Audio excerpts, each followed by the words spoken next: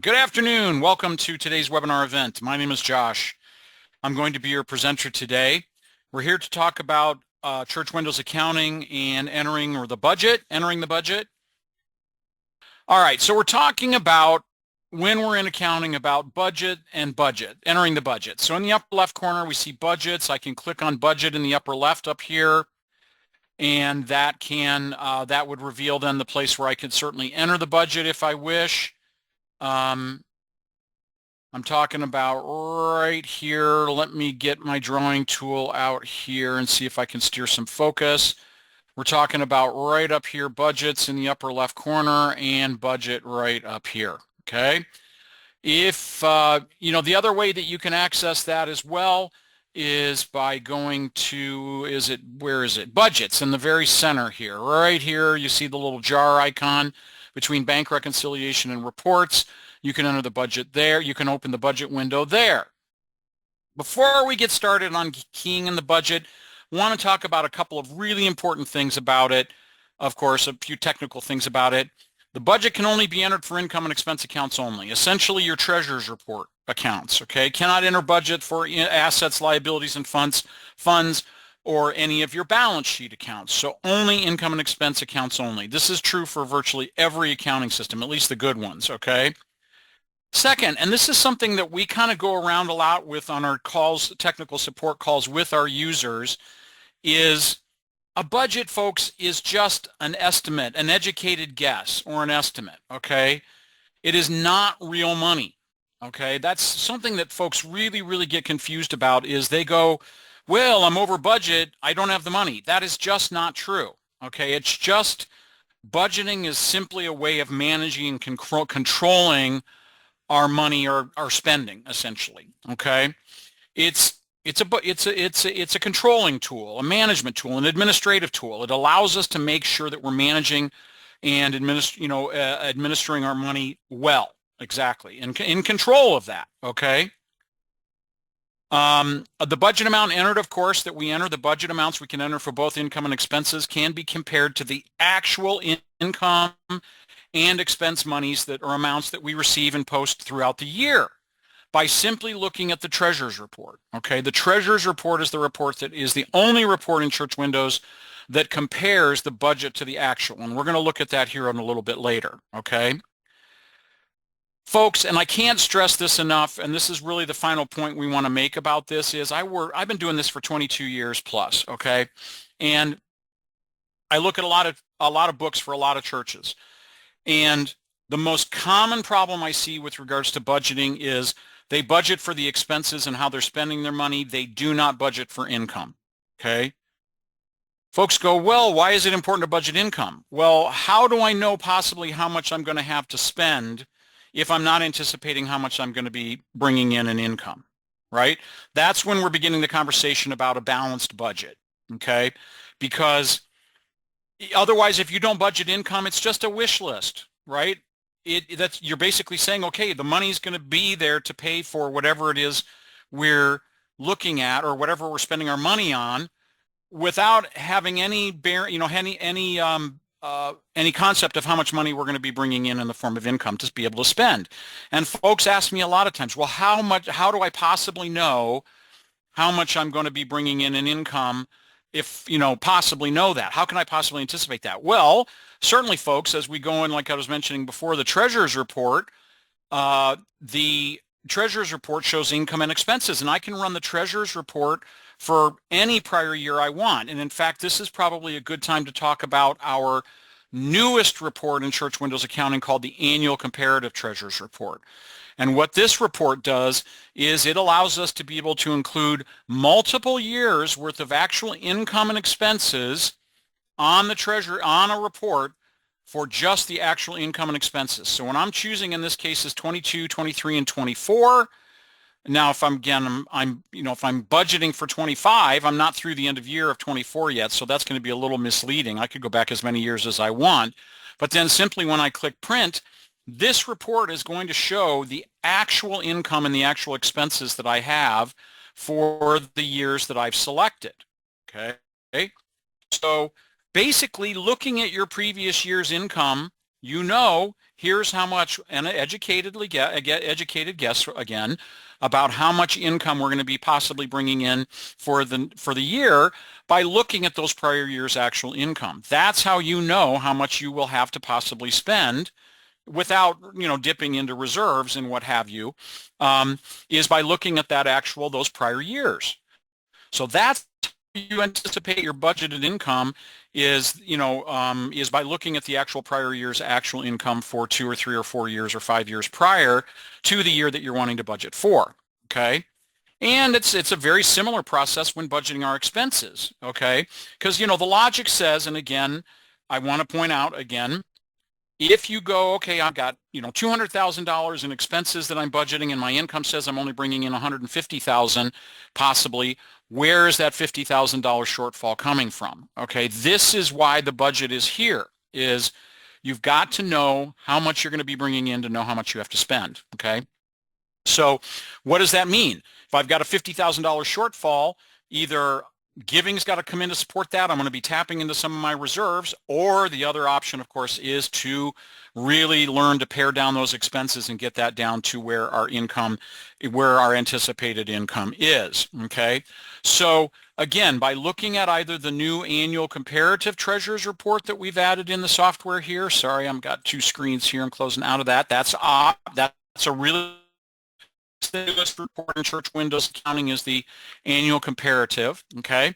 Or, of course, you can go up to Financial Treasurer's Report and actually look at the income and expense totals, but really you can only look at 1 year at a time only, okay? So that's really where that comes from in terms of that. Again, I stress budgeting income and expenses both, okay? Really, really, really important that you do that, all right? Otherwise I've worked with a lot of churches who they don't do that, and they look at them and I go, here's your expenses. Where is that money coming from? When we look at, they're wondering why they're running deficits, and I go, well, you got some belt and tightening to do, or you've got to try to be able to find income from other sources or get income increased. Let's go back to our budgets and budget, and let's talk about getting that entered, okay? So this, under the budget, when we go into the budget window, is where we actually key in the budget. And let me get out my drawing tool here again, folks. And here I am. And if I go over here now, and here I've got this column called budgeted right here in the middle. You see that right here? This is this series of check boxes. That is where we tell the system that an account is budgeted. And as we can clearly see, we've got loose offering income budgeted, we've got general tithes and offering budgeted, and those are those. So if I go, okay, let's see, let me find another one, like right here, wedding income. So the church has decided that we're going to be budgeting for wedding income in future. If I want to enter that, if I click on it now, notice there's no location to the right now under wedding income to enter that, but as soon as I check the box right here, now on the right-hand side, I can choose to enter either the annual budget, quarterly, or monthly, okay? So if the budget amount is expected or balanced over the course of the year, I'm going to choose annual, and then I'm going to put in here, say, the amount of money that I'm anticipating. So again, folks, just by way of a reminder, or if some of you are unaware of it, budgets can only be entered in Church Windows Accounting with whole dollar figures. You cannot enter pennies or cents. There is no workaround for that. The software only permits the entry of whole dollars, okay? So once I've entered the amount under annual, I simply click on the word annual, and notice it attempts to distribute it now over my quarterly and my monthly as equally as it possibly can, okay? So this is kind of where it's a good segue into these other budget options is, wedding income likely to come in probably in spring and summer maybe. So what if we want to be able to just enter that budget amount in say 2 quarters of the year instead of 4? We simply change it down to quarterly. We now take out, say, quarter 1. We'll key in quarter 2 is 800, quarter 3 is 800, and take out quarter 4. Still remains the 800 or 1200 that I've entered, or sorry, that's what I wanted here. Sorry, I'm needing to tab off this. Oh no, error. So I don't know why it changed down to that. So there we go. Let's change that out. Did I say 1200? No, I said 1600. So there's 1600. I'm tabbing down. Maybe dealing with a bug here, folks, but I should be able to do that. I'll change it to 0. There we go. So change it to 0. The annual budget remains 1600.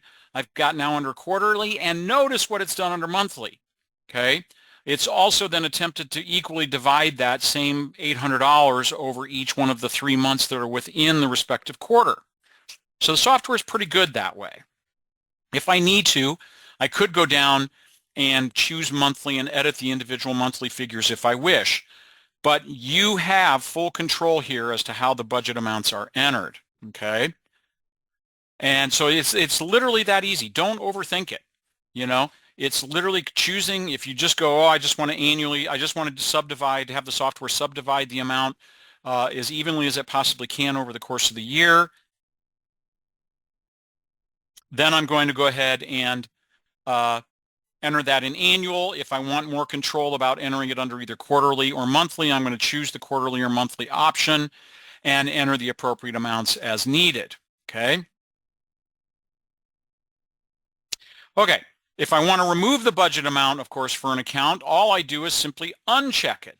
So if I come over here to the right and I simply find an account, let me go down to one of my expenses down here, and I go, okay, we're going to uncheck our,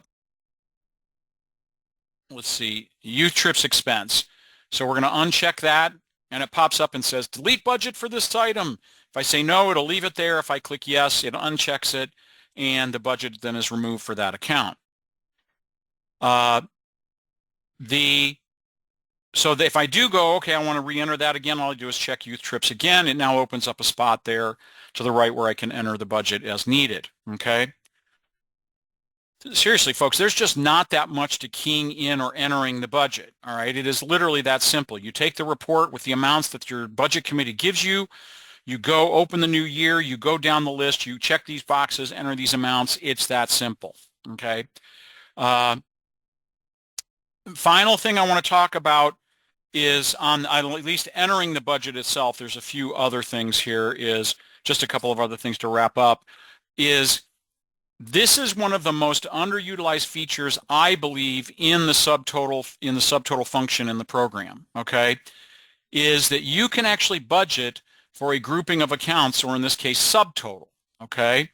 So if I come down here, an example of this is if I go down to my expense account, right here under my utilities, you see? So I've got my telephone checked, you know, with a budget amount entered, and my internet service, and my gas, and my electric, and my water bills all entered, okay? But what I can also do is I can also check the box here next to total utilities, okay? And folks are thinking, well, what does that do? All right. Well, if I check that, it says this will remove the budgets for subsidiary accounts and or subtotals.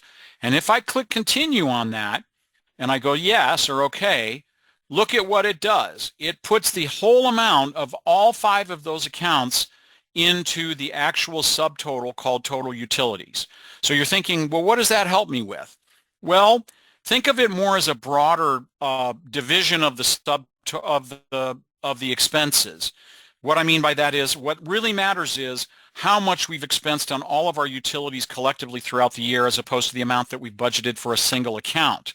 And so for those of you that may live in, like we do, we're here in Ohio, you know, maybe we've got a warmer winter that's offset by a hotter summer, right? So if I may spend a little more on my electric bill because of the hot summer, it may be offset by a lower gas bill later on in the year, okay? So it might lead to having a more balanced budget when you budget for the grouping or subtotaling of accounts, as opposed to looking over budget or under budget on accounts individually. So just saying, as I say, that's one of the things that I think is often underutilized, or I don't see that in Church's chart of accounts or in their books when I look at those from time to time. Just be aware, it's just another level of control and power that you have in the software in entering and using and utilizing your budget figures. So yeah, that can be done for any grouping of any subtotal of accounts you want in the software as far as income or expenses. All right, with just a few minutes, couple minutes left before we get to our questions here. Of course, I cannot enter my 2025 budget without opening the 2025 year. All right. So if some of you, we're not going to be covering opening the new year today. I'm doing another webinar on that next week on opening a new year. But if I want to open 2025, I can do that anytime. In fact, we're recommending churches open the year sooner than later. You're not closing the prior year. You're not preventing yourself from working in 24. You're just opening the new year, preparing for it well in advance so you're not like having to rush to get things done at the very end. So go ahead and get that year open. But again, I can only enter the 25 budget when the 2025 year is open. All right. So that's important. Finally on this, once you've been using Church Windows for a year, and what I mean by that is not having entered a budget per se, but having actually recorded income and expense totals for the year, we can actually use this function under budgets called budget projection, okay? So the budget projection essentially allows you to have the software project a budget based on an increase or decrease of either the previous year's actual income and expense totals, or the prior year's budget income and budget expense totals. So we see this here. It says income budget, I can increase or decrease by a %. Okay, so we're going to say, all right, economy's good now. So we're going to increase our income budget by 3, and then we're going to do based on the last year's budget amount. Let's change that to actual. And then next year, we're going to decrease the budget based on maybe reduced costs on things based on last year's budget amount, okay? So now when I click View Projection, it makes the adjustments for the projected budget. And if I like it, I can actually save it, okay? And then you could go in and edit and change the budget amounts for individual accounts if you wish. But unless I click Save and Close, all I do is click Cancel and Close and nothing changes, all right? There's no requirement in the software to use this, okay? It is just a tool that allows you to perhaps get those budget amounts entered quickly and easily and fast. And again, it's always based on the amounts of either the budget or the actual income and expenses amounts that are entered in Church Windows or posted in Church Windows, okay? So I'm in 24, I'm not going to change that, so I'm just going to click cancel. And you can continue to explore that option under the budget projection. Again, don't even have to have a budget amount entered, but if I do that, then I would have to do the increase or have the system populate the budget based on the prior year's actual, since there would be no budget entered if you haven't had one entered in the software yet, okay? So if you have questions or problems about it, please reach out to us, give us a call. We're certainly happy to look at that with you. And so folks, let me take a quick look at my notes here. Yeah, and again, I pointed out that if we go into reports, financial and treasurer's report, this is the report that does allow us to compare our budget to actual. So here we've got our period activity year to date, annual budget remaining.